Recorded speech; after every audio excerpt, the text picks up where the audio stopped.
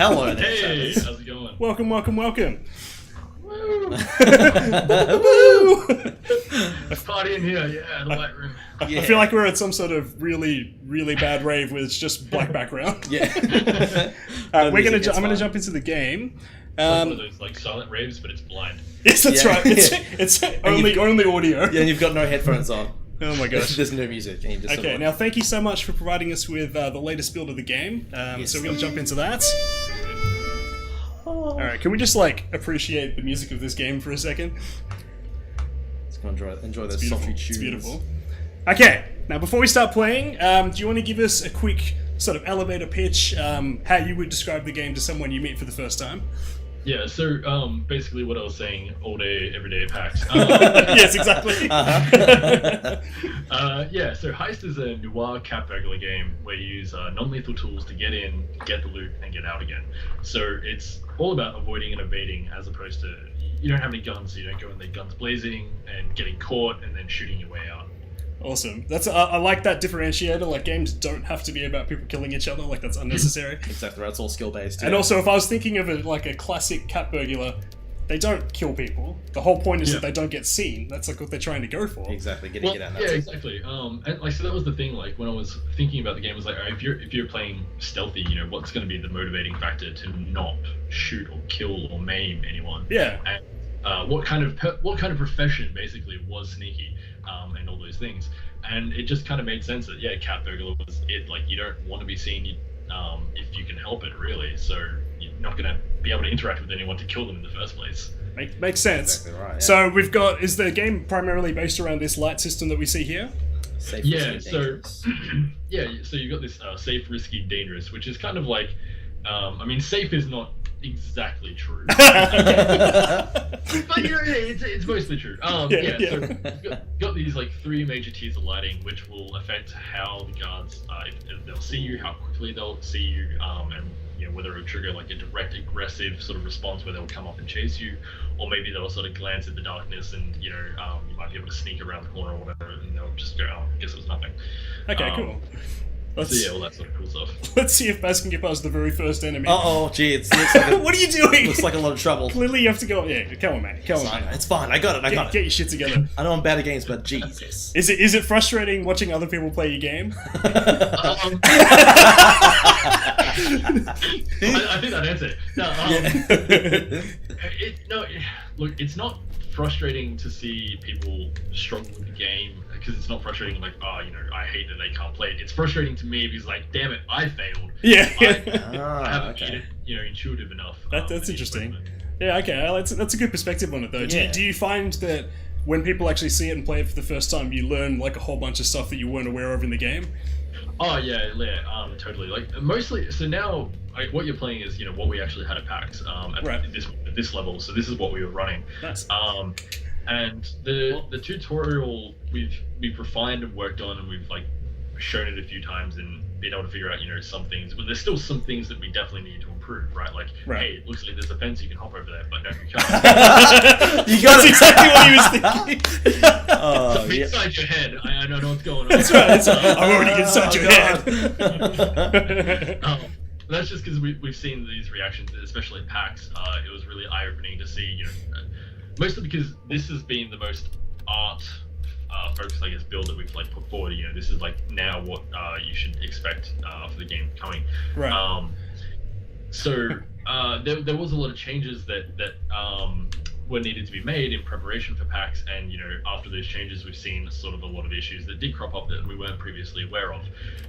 You know, so where do players go and why? God, I've got a loud chair. I'm sorry. I thought it was the door for a second like this. I was like, that's a really squeaky door. So realistic. I do all the Foley. Yeah, totally. Yeah, right. Yes. So basically, like we learn a whole bunch of things from the shows. They're really useful. We've like only seen a couple of things from PAX that we need to fix with this level in particular, but most of the other stuff that we found was just weird system stuff that down, like background stuff. Yeah, well, because you're doing like last minute touch ups and you think this will be fine, this won't break anything, it'll be no big deal. And then of course something breaks and you don't know what it is, and you go, okay, well, we'll fix that after PAX now. Add it to the list. I mean, that's kind of like a fact of life for the indie developer, isn't it? Yeah, basically. I mean, we've always made the joke, and I think this is like sort of a joke for a lot of indies, and it's a little bit mean. It's like, you don't want to feel fish. Yeah. Which is like Indie Game the movie doing last minute changes just before the big show of PAX, and then the game has breaking bugs, like constantly can't load it. He's restarting the like build every time. Oh no! Damn it! I was so close. Yeah, Baz, I'm sure that was a pretty good tactic. Yeah, that's completely fair. I'm glad that we actually worked right up to the last 30 minutes to get this build, so I know that it's all refined and good to go, which is awesome. That was exactly what it needed. Like, we wanted to happen, right? And chase around. Alright, here you go. You gotta throw the coin. Read the instructions, Barry. Gotcha. I'm frustrated as well. No, I'm the best beta tester because you just stare at me like, what is he doing? So I noticed when you're running, you make sound waves. If I'm in like a pitch black area like now where I'm safe, can he still be heard even if I'm running? Well, of course. I mean, like, sound is completely, separate to vision, right? Yeah. Woo! I mean, I don't know about you. I mean, I only see with my eyes and hear with my ears, not, That's true. I meant in the scope of the game, of course. But it's good. It's good that it reacts how you would expect it to. Yeah, exactly. Right. Which is cool because there's so many games where things just don't kind of actually connect the way they would in real life. Yeah, and there's still some stuff that we're like working on that. So like the notion of like what a room is and the sound that penetrates and whatnot is a bit tricky. And like, so we do have a bit of an issue that we're still trying to kind of finish up fixing, which is like, if you make this cherry bomb noise that you're gonna set off, right? There's a guy like 2 rooms away, like, but he's within that radius. Should he hear it or not? And, that's an interesting one. Yeah, it's a tough like one. The classic video game would say that he wouldn't hear it, but if it's real life, he actually kind of would hear it, wouldn't he? Yeah, exactly. Of course Right. It's like how much of the like suspension of belief are you looking to sort of implement? 'Cause obviously if this was real life, that guy would absolutely hear it. Yeah, absolutely. And like we thought about doing stuff like maybe there's a reduced radius in other rooms, but then we also have to like as you can see, there's a lot of visual indicators on how the sound works. Like when you're aiming the cherry bomb here, right? Like you'll get a little ring that pops up. Yeah. So if you hold down the trigger, you're gonna place it. I think you gotta hold both of them down. Yeah. So it's a lot like the coin. You hold down the left one for aiming, and then you press the right one. I don't think he got the coin going either. Yeah, no. I think I am. Is the button's actually not working? Yeah. It could be our controller. I think my Xbox One controller, the blue edition. Is it wireless? No. Okay. That's an odd one. That's right. I'm gonna have to use some new bug discovered. Gonna have to use some speedrun tactics. It's fun. How are you gonna do it without the bombs? I believe in you, Barry. Thank you. You know how I'm gonna do it? I want to see the bombs go off. Kind of like this. I'll see you later. Oh no! Holy shit! That's amazing. Oh. I'll see you later, buddy. That's so, great. So what's great is we actually got a guy on the Steam forum at the moment who's been playing the beta. He recently posted a thing that was like, hey, here's my challenge that I figured out you can do. Try and do the tutorial without using any tools or like... right. And I'm like, hey, that's awesome. And I've been trying it and it's been pretty difficult. You made a cake, so... See, that's another interesting one. Like, I'm sure people at PAX, like, tried to break the game, tried to play it in a way that you didn't ask them to or didn't intend them to as well, like on purpose. Yeah, exactly right. I mean, like I said, the tutorial is very linear, right? So it's pretty straightforward, and you can't go any other way. But other levels, they're more open and specifically designed to be that you have multiple paths, you can go different tools, working for different encounters better and stuff like that. Yeah. But I always do try to make sure that it's possible to do it with no tools because I figured that's going to be something players want to do. And it turns out it is. Especially now.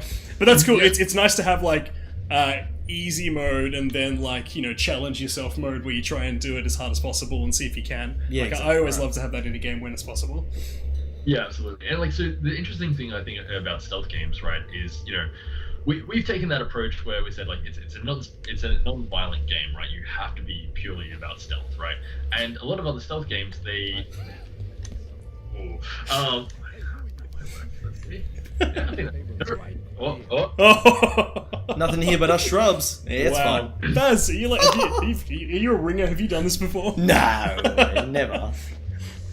Sorry. So, I kind of forgot my. So, tools. I was talking about that. I kind of lost what I. Are you saying a lot of other stealth games take a different approach? Yeah.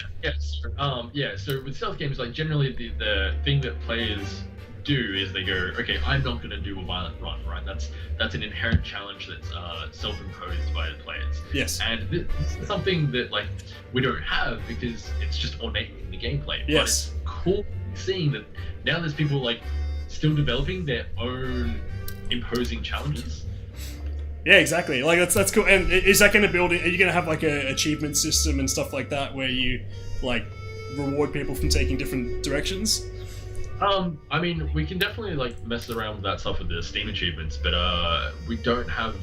I mean, we talked about a challenges system, and at this point in time, we just don't have the time to sort of get that in. That's fair enough. Yeah. So, all right, this is obviously a common UI mistake. So if you hit escape, you can or start or whatever it is on an Xbox controller. You can go exit. Okay. Yep. And hit play. That's a really cool menu, by the way. That's awesome. Cool. So what actually is meant to be happening is that tutorial level bit is meant to be a map, which we don't have a map display for it. So if you click that actually is your level selection. Gotcha. That's cool. So nice. That's awesome. I like that. The shipping yard. Let's try the shipping yard. And then if you want, you can click the tools to change your tool loadout as well. Oh, Gotcha. that's awesome. So you can like prep yourself before. This is cool. Oh, look at that.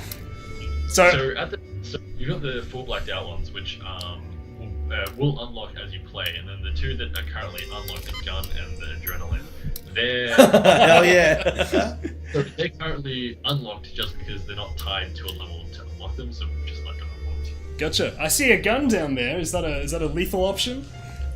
See, I mean, in keeping with the spirit. Non-lethal. Nice. I like it. Very cool. That's good. So the idea behind the gun is you use it to stick up a guard, so they think it's a Gotcha. That's cool. Yeah. I love that. That is so Let's good. take the gun. I don't know if we can actually use them because our controller doesn't seem to be working, but we'll take them anyways. Hell yeah. Alright, let's try this. Would you like to give it a shot? Mouse. Ooh. That's true. Did you want to switch over to the mouse? We'll try with this and we'll see how we go. Yeah, we'll give it a shot. So, how long have you been working on the game for? So we started development as part of this AIE incubator program. So real quick on that was a uni course that we did, Academy of Interactive Entertainment. Yep. And they just started a new program called Incubator. And basically what it was is a way to kickstart indies. So they provided a bit of assistance, professional help, and stuff like that. So we did that. That was a 1-year thing. We got to go to PAX AUS actually, and we showed like a really, really rough prototype of HEIST at PAX AUS, the very first PAX AUS. Wow. That's sick. And we also got to go to PAX West at the time. It was called PAX Prime in Seattle. Yeah, and nice. show a slightly more up-to-date prototype version. Yeah. We only had like about a month or so to get ready for that, so that was interesting. But we got some new stuff, but it wasn't impressive. Anyway, so we started it then.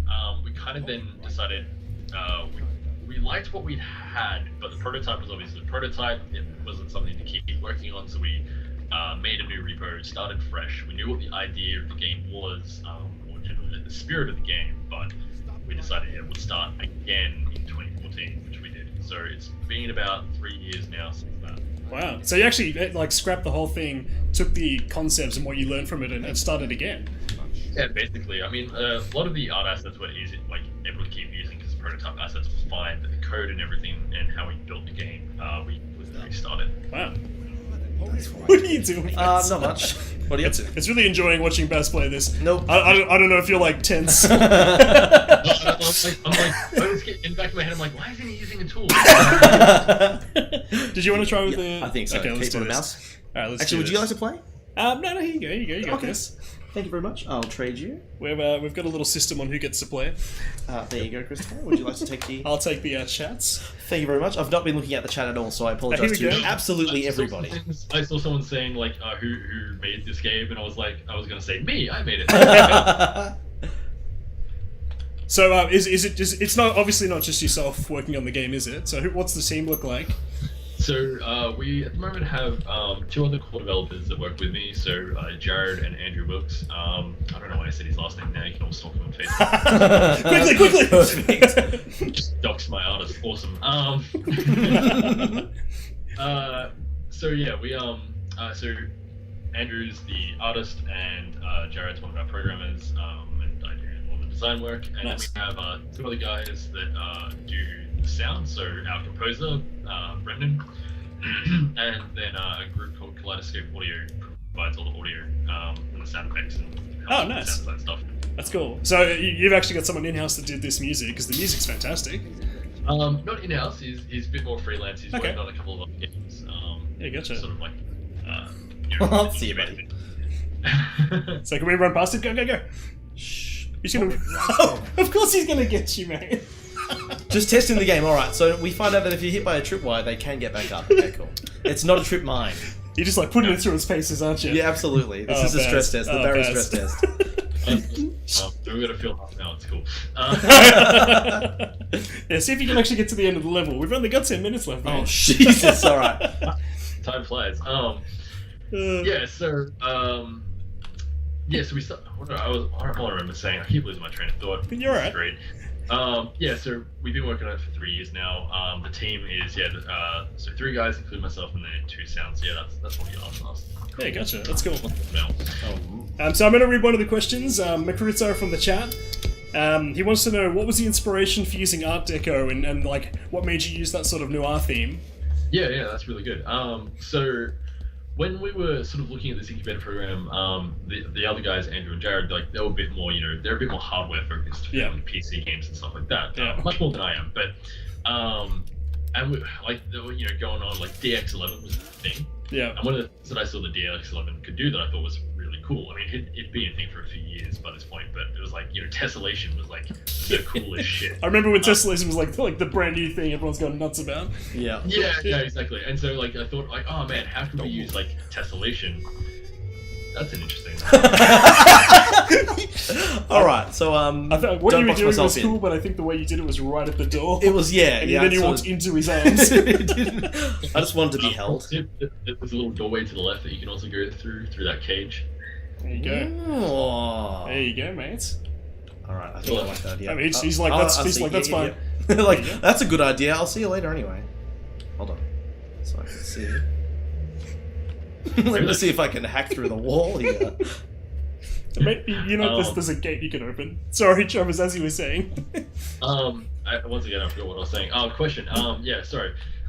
So yeah, basically, DX11 was a thing, and I thought, hey, what would be cool, with tessellation, right? Because it's meant to be like sort of real time, based on camera distance, adding more geometry detail. So this image in my head was like a trench coat opening up, and then you'd have like a second screen, like a comment panel pop up, and you could select your tool from within that. You can select a gadget. Ah, cool. Other stuff. Right. Yeah, that'd be sick. So an inventory system that worked like that, and so that kind of spawned this idea of like, well, okay, who wears trench coats? Yeah. In like the 50s, 20s, all that sort of good stuff. And then just the comic panel thing was like, all right, cool. It's a no-brainer. It's a noir graphic novel. Absolutely. Yeah. So while the inventory idea dropped off and we never did anything really, think of anything too meaningful to do with comic book panels, we had ideas, but we ended up dropping all those ideas. It kind of just ended up being, well, we're still going to use the, noir tiered lighting, or the graphic novel tiered lighting. Yeah. As well as, the just keeping the theme, because it was kind of cool, we liked it, and it turned out to be very distinctive. Yeah, it's really cool that like what we see here came out of like lots of different ideas that aren't actually represented in the game, but what you've got here is like a really cool theming. Yeah, exactly right. Like it could have not happened at all, but it's just like kind of all came together. That's really cool. Yeah. I see another question in the chat. Hello Poppet. Yeah, I've got my eye on the ball that time. There you go. So do we have plans to add more tools or tricks to add? So we have 9 tools in the game at the moment, and Yep. you can take any 3 in, and you unlock more tools as you complete the levels, as I sort of said before. So we're just going to release with 9, because they are a pain to get up and running, and we feel they're in a good place at the moment. Okay. I mean, it's probably difficult to get a good balance between all those tools as it is. Yeah, I mean, like, all the tools are pretty unique now, and that's taken time to get right. Wow! Woo! I think. Alright. See you later. I think you just managed to go between the In between the lights. slightly unsafe bit. Yeah. Baz. Pretty great. He's a cheeky man. Alright, you gotta get to this end of this level, Baz. I believe in you. I've got to. Alright. So I've completely forgotten. I guess every tool you add, you have to compensate for in every single level you make as well. In a way, yeah. Like, it's definitely difficult to try and keep all the tools into consideration. But I'm hoping I've been doing a good enough job at it, nonetheless. But like every tool we've is pretty distinct and pretty unique in itself. Like so for the longest time, we felt like the cherry bomb and the coin was just too identical. Yeah. Because they both created these distractions. I didn't really tell you the controls, although you figured out what to do with the mouse, right? Yeah. It seems like You get it? cool.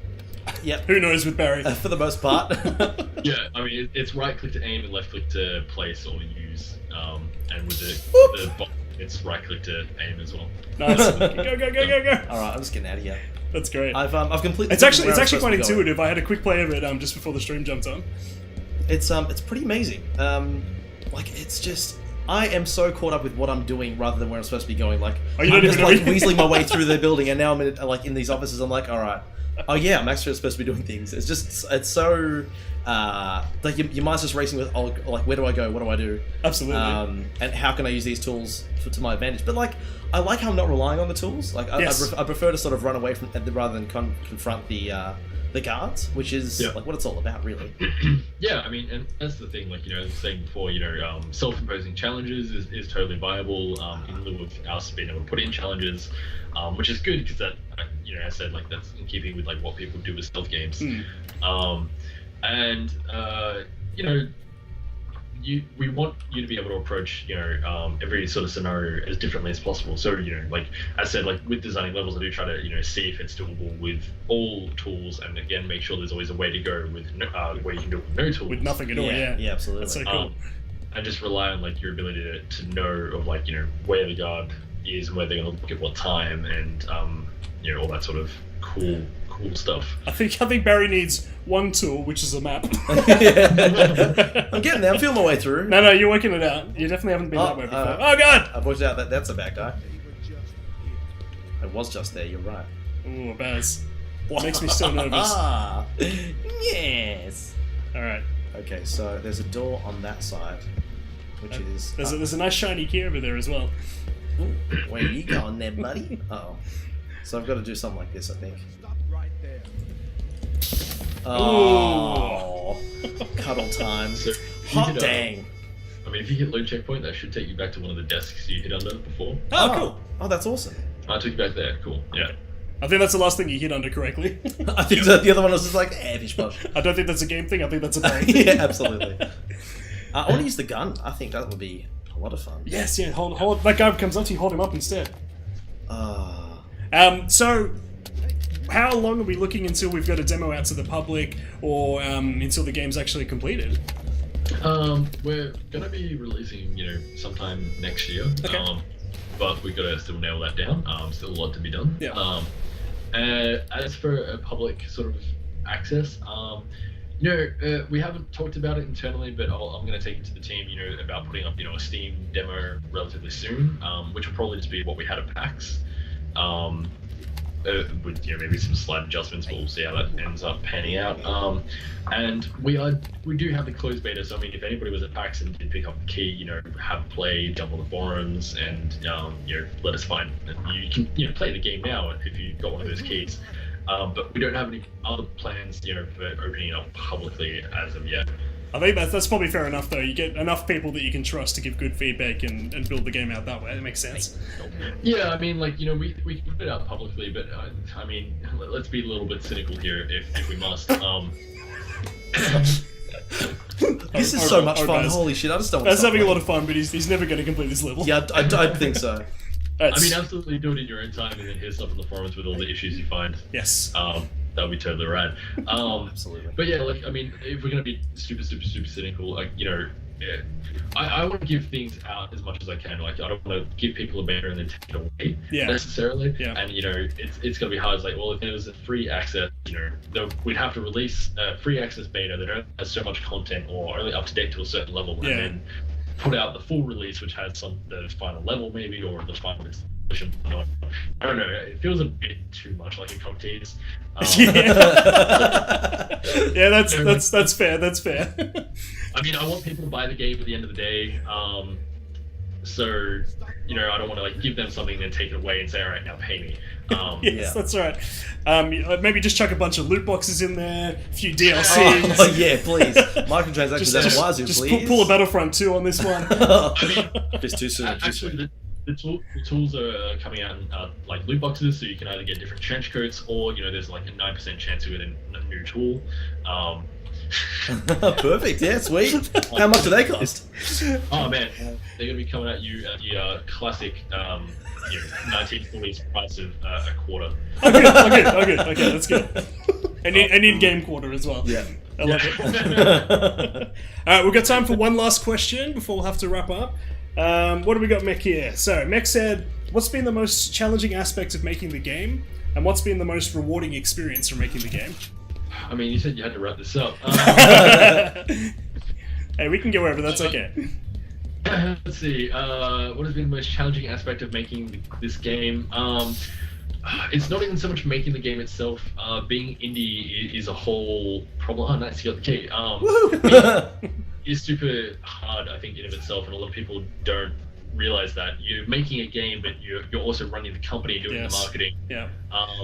So managing all of those aspects while trying to make the game and get it out, as soon as you possibly can, is probably been the most challenging thing. It's just juggling all the extra responsibilities that come with running a company. And as what has been the most rewarding experience making the game, I mean, like, this is going to be sloppy as shit, but like, this right here, right? It's these opportunities to see people play the game, actually legitimately have fun, and see PAX. I love doing PAX, and I would try and do PAX every year if I could, to show the game, because there's just nothing like seeing people enjoy playing it. And making all that hard work end up being like worthwhile. Absolutely, that must be a really interesting feeling. Like, someone sits down, plays with something you've been working on for 3 years, and just has a really enjoyable experience. Like, that's really cool. That'd be like, yeah, absolutely the most rewarding thing. You're not going to get to the end of this, are you? I don't think so. I tried so hard. I tried speedrunning, which was pretty cool. I got there. I was excited when you got the key. Like, I was actually genuinely excited because it was so glowy as well. Look, it's right there. So close yet so far. Awesome. We'll have to leave it there. Thank you so much for joining us, man. We really appreciate it. I get the feeling we're probably going to keep playing this later on tonight as well. Awesome. I hope you do. I really do. Thanks, man. Where's the best place for everyone to follow you and catch up on information on the game? So our Twitter is at HEIST the game, all one word. You can also go to our website, heist-game.com. Yep. If you want to follow me directly, shameless self-plug, you can find me at Duwom. Otherwise, yeah, the Twitter and the website is probably the best place to get a lot of seeing what's happening on the game as we update it, because we're really bad at that, but we'll try. Awesome. All right, well, everyone go check out the website. Thank you so much again, man. We appreciate it. Thanks, Travis. Thanks for joining us, Max. Thanks, man. Take care.